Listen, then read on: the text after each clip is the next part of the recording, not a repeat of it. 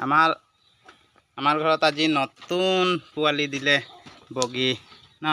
বগী হে নতুন পোৱালি দিলে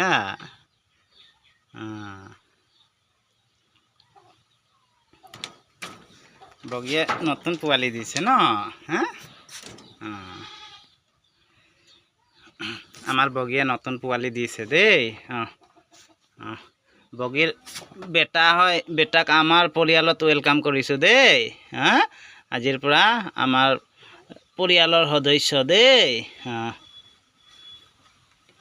ঈশ্বৰে আশীৰ্বাদ কৰিব সোনকালে ডাঙৰ হ'বা দেই বগী তোৰ বেটাক মৰম কৰিবি ভালকৈ ৰাখিবি দেই দেই চবে মিলি জুলি থাকিবি দেই শুনিছনে আৰু তহঁতৰ বাইকেইটা ক'ত গ'ল আৰু ডাঙৰকেইটা নতুন আলহী আহিছে দেই।